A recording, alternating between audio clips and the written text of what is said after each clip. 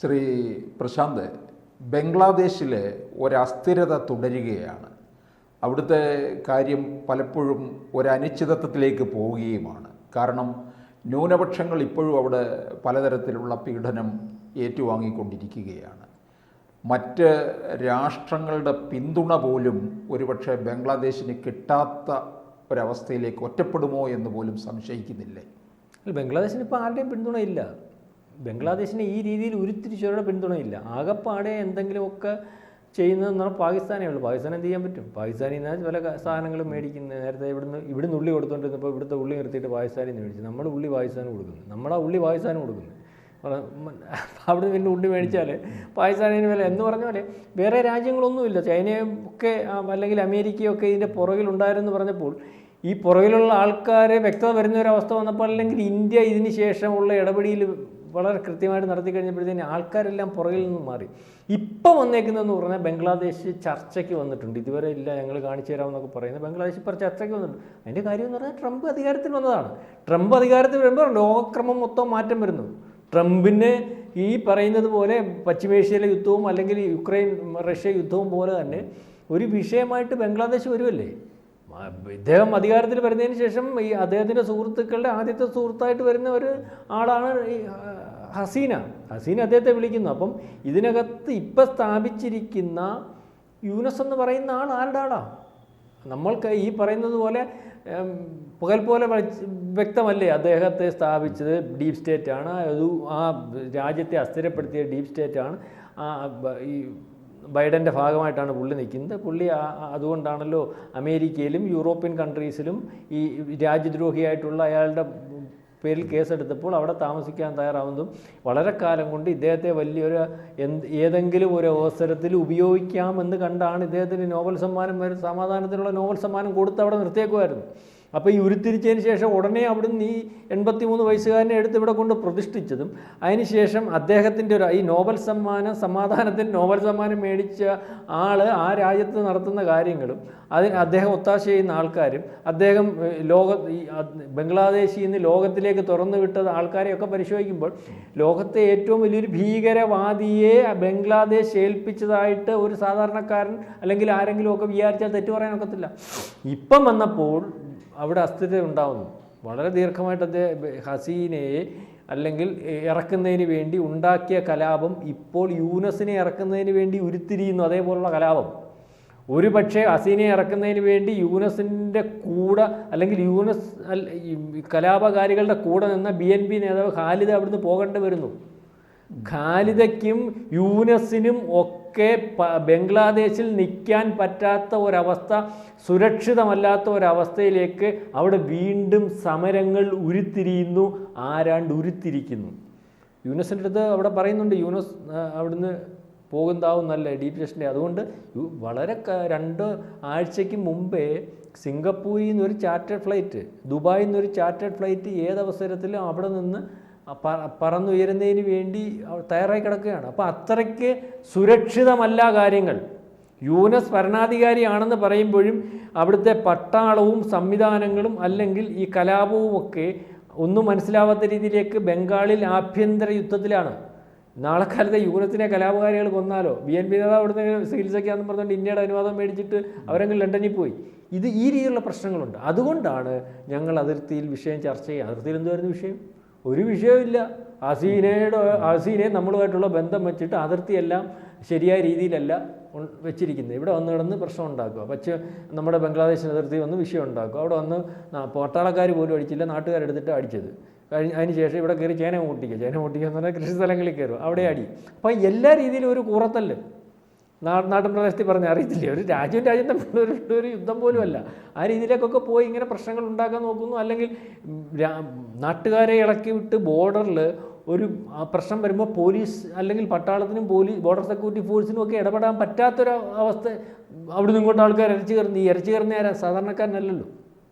ക്രിമിനൽസിനും അല്ലെങ്കിൽ ഈ പറയുന്ന ഭീകരവാദികൾക്കൊക്കെ അതിൻ്റെ ഇടയ്ക്കൂടെ നുഴഞ്ഞു കയറാൻ പറ്റുന്ന രീതിയിലേക്ക് കാര്യങ്ങൾ പോക്കുകയാണല്ലോ. അപ്പോൾ ആ രീതിയിലേക്ക് അതുകൊണ്ട് ഇപ്പം യൂനസിന് പറന്നുയരണമെങ്കിൽ പോലും ഇന്ത്യൻ എയർ സ്പേസ് അനുവദിച്ചാലേ അവിടുന്ന് രക്ഷപ്പെടാൻ പോലും പറ്റത്തുള്ളൂ. ആ രീതിയിലേക്ക് കാര്യങ്ങളുണ്ട്. പറന്ന് സാറേ അവിടുന്ന് നമ്മുടെ അനുവാദം ഇല്ലാതെ പറക്കാൻ നമ്മൾ അനുവാദം വേണ്ട, യൂനിസ് പോകണ്ടെന്ന് വെച്ചാൽ തീരുമാനിച്ചാൽ പോകത്തില്ല. നമ്മുടെ എയർ സ്പേസിൽ കൂടെ അല്ല എങ്ങോട്ട് പോകും? ഇയാൾ ഫ്രാൻസിൽ പോകണമെങ്കിലും പറന്ന് പോകണ്ടേ? ഫ്രാൻസിലേക്ക് ഇവിടുന്ന് ഹനുമാൻ ചാടി പോലെ ചാടാനൊന്നും പറ്റത്തില്ല. എല്ലാം കൊണ്ടും പറ്റില്ല. അപ്പോൾ അതുകൊണ്ട് ഒരു കോംപ്രമൈസ് ടോക്ക്, കാരണം യാതൊരു കോംപ്രമൈസും ഇല്ല. കാര്യങ്ങൾ തീരുമാനിച്ചാൽ അതുപോലെ നടപ്പാക്കുന്ന ആളാണ് ട്രംപ്. ട്രംപിന് ഈ കാര്യത്തിനകത്ത് അതൃപ്തിയുണ്ട്. ട്രംപിൻ്റെ ശത്രുവാണ് ഇവരെ ഇവിടെ സൃഷ്ടിച്ചതെന്നറിയാം. അതിനകത്ത് ഡീപ് സ്റ്റേറ്റിന് വളരെ കൃത്യമായ പങ്കുണ്ടെന്നറിയാം. അപ്പം ഈ അപകടം വളരെ കൃത്യമായിട്ട് മനസ്സിലാക്കി ഡീപ് സ്റ്റേറ്റ് പോലും പറയുന്നു, നിങ്ങൾ സുരക്ഷിതമല്ല ബംഗ്ലാദേശിൽ, അവിടുന്ന് പൊക്കോളാൻ പറയുമ്പോഴും അവിടെ ഹോൾഡ് ചെയ്യുന്ന ട്രംപ് ഒരു പക്ഷേ ചർച്ചയ്ക്ക് അവിടെ ഹോൾഡ് ചെയ്യുന്ന ഈ ട്രംപല്ല, ഹോൾഡ് ചെയ്യുന്ന ഈ യൂനസ് ഇപ്പോൾ ചർച്ചയ്ക്ക് തയ്യാറാവുന്ന ട്രംപ് വന്നതുകൊണ്ട് തന്നെയാണ്. അതിനകത്ത് വേറെ തർക്കമൊന്നുമില്ല. അതുപോലെ തന്നെ നമ്മൾ നേരത്തെ വളരെ ആശങ്കയിൽ പറഞ്ഞു കിടങ്ങുകൾ കുഴിക്കുന്നു. കിടങ്ങുകൾ കുഴിക്കുന്നു എന്ന് പറഞ്ഞാൽ ഇപ്പോൾ ഏറ്റവും അവസാനം മനസ്സിലായെന്ന് പറഞ്ഞാൽ കിടങ്ങുകൾ കുഴിക്കുന്ന വേറെ ഒന്നിനുമല്ല സാറേ, യുദ്ധം ചെയ്യാനും ഒന്നുമല്ല. യുദ്ധം ചെയ്യാനല്ല. ഇവിടുന്ന് വളരെ കൃത്യമായിട്ട് നമ്മുടെ ദേശീയ മാധ്യമം ഉൾപ്പെടെ റിപ്പോർട്ട് ചെയ്യുന്നു. നമ്മുടെ മാധ്യമത്തിന് ബംഗ്ലാദേശ് അങ്ങനെ യുദ്ധം ചെയ്യാൻ തക്കവണ്ണം അല്ല അതുകൊണ്ടാണ് പറഞ്ഞു വരുന്നത്. ദേശീയ മാധ്യമങ്ങൾ ഉൾപ്പെടെ ഉള്ളവർ റിപ്പോർട്ട് ചെയ്യുന്നതെന്ന് പറഞ്ഞാൽ അതിർത്തിയിൽ വളരെ കൂടുതലായിട്ട് ഇന്ത്യ ബംഗ്ലാദേശികളെ കൊണ്ട് തള്ളുന്നു. അതായത് നമ്മൾ വിചാരിക്കുന്ന പോലെ അല്ല കാര്യങ്ങൾ. കേരളത്തിൽ റെയ്ഡ് വളരെ കൃത്യമായിട്ട് നടന്നുകൊണ്ടിരിക്കുക, ബംഗ്ലാദേശിലെ പിടിച്ചുകൊണ്ടിരിക്കുക. ഇന്ത്യയിലുടനീളം വലിയ പബ്ലിസിറ്റി കൊടുക്കാതെ ബംഗ്ലാദേശികളെ പിടിക്കുകയും അവരെ അതിർത്തിയിൽ തള്ളുകയും ചെയ്യുന്നുണ്ട്. ഇപ്പം ഏറ്റവും വലിയ അരിക്ഷരാവസ്ഥ അനുഭവപ്പെടുന്ന ബംഗ്ലാദേശിൽ ഈ പറയുന്ന ഇവിടുന്ന് പിടിക്കുന്ന ബംഗ്ലാദേശികളെ കൂടെ തല്ലെങ്കിൽ അവർ അങ്ങോട്ടും ഇങ്ങോട്ടും കടിച്ചു പറിച്ച് ഇന്നുമല്ല, വേറെ മാർഗമൊന്നുമില്ല. അതുകൊണ്ട് കൊണ്ടുതള്ളുന്ന ബംഗ്ലാദേശികൾക്ക് എളുപ്പം ബംഗ്ലാദേശിലേക്ക് കടന്നു പോകാതിരിക്കുന്നതിന് വേണ്ടി വലിയ കനാലുകൾ കിടങ്ങൾ കുഴിച്ചുകൊണ്ടിരിക്കുക. നമ്മളോട് യുദ്ധം ചെയ്യാനൊന്നുമല്ല. നമ്മൾ ധരിച്ചു, അല്ലെങ്കിൽ ചില മാധ്യമങ്ങളൊക്കെ പ്രചരിപ്പിച്ചു ഈ കിടങ്ങൾ കുഴിക്കുന്നത് നമ്മളോട് യുദ്ധം ചെയ്യാനാണ്. നിവർത്തിയെടുത്ത് കുഴിക്കുക ഈ കൊണ്ടുതള്ളുന്ന. ഇപ്പം അതിന് മാർഗം ഉണ്ടായിട്ടുണ്ട്. കാരണം ബംഗ്ലാദേശികളെ ഇതുവരെ നമ്മൾ പുറത്താക്കുന്നു എന്ന് കണ്ടാൽ അനധികൃതമായിട്ട് ഇവിടെ താമസിക്കുന്ന പാവത്തുങ്ങളെ ഇന്ത്യ പുറന്തള്ളുന്നു എന്ന് പറഞ്ഞുകൊണ്ട് ഇടപെടാൻ സാധ്യതയുള്ള ഐക്യരാഷ്ട്രസഭയും അല്ലെങ്കിൽ യൂറോപ്യൻ രാജ്യങ്ങളും നമുക്കൊരു പണി ഇരുന്നോട്ടെന്ന് വെച്ച് അതിനെപ്പറ്റി സംസാരിക്കാൻ നിൽക്കുന്ന മനുഷ്യ സ്നേഹികളും ഒക്കെ ഇപ്പോൾ കഴിഞ്ഞ ദിവസത്തെ ട്രംപിൻ്റെ തീരുമാനത്തോടു കൂടി അത് നമ്മുടെ ഇന്ത്യക്കാരെ ഇനി സ്വീകരിച്ചോളാന്ന് പറയുമ്പം ഇവിടുന്ന് നമുക്ക് ആവശ്യമുള്ളവരെ പുറത്തു വിടുന്ന ഒരു വിഷയം കൂടെ വരുമ്പോഴത്തേന് ആ കാര്യം നമ്മൾ ആഗ്രഹിക്കുന്ന രീതിയിൽ ആ കാര്യം കൈകാര്യം ചെയ്യാൻ പറ്റുന്ന ഒരു രീതിയുണ്ട്. കാരണം ബംഗ്ലാദേശിലെ അനധികൃത കുടിയേറ്റക്കാരെ ഇവിടെ നിന്ന് പറഞ്ഞു വിടുന്നതിന് ഉതകുന്ന രീതിയിലേക്കുള്ള ഒരു കാര്യം ട്രംപിൻ്റെ നേതൃത്വത്തിൽ ലോകക്രമത്തിൽ വരുന്നു.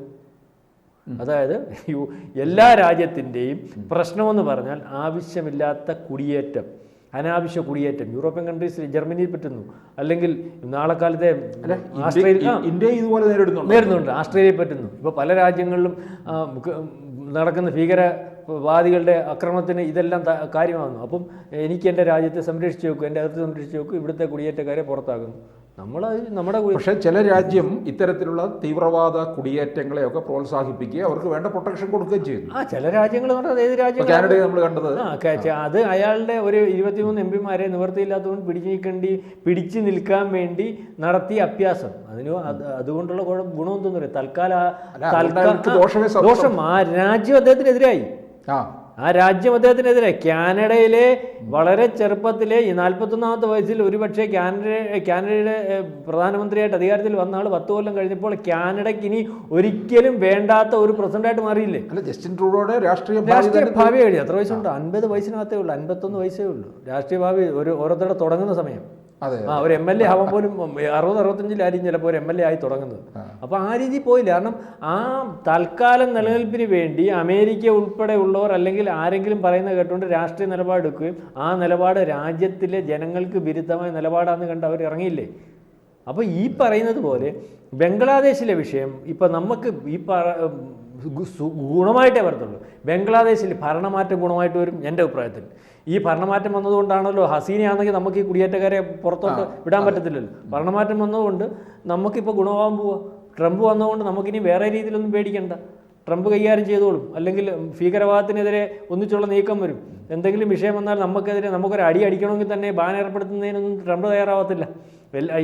ഇപ്പോൾ ബംഗ്ലാദേശിനെ നമുക്ക് ഇപ്പോൾ ഇതുവരെ നമ്മൾ നിന്നതെന്ന് പറഞ്ഞാൽ വേണ്ടി വന്നാൽ ഇവനിട്ട് ഒരു കുഞ്ഞടി കൊടുക്കണമെങ്കിൽ അതിൻ്റെ കെയർ ഓഫിൽ നമ്മൾ കയറി വേറെ രാജ്യത്തിൻ്റെ താല്പര്യത്തിനകത്ത് ഇടപെട്ടു എന്ന് പറഞ്ഞുകൊണ്ട് നമുക്ക് വേണേൽ വാന ഏർപ്പെടുത്താം. അതിനൊക്കെയായി നോക്കുന്നേ നമ്മുടെ എക്കണോമിക്കൽ ഗ്രോത്ത് തടയുക.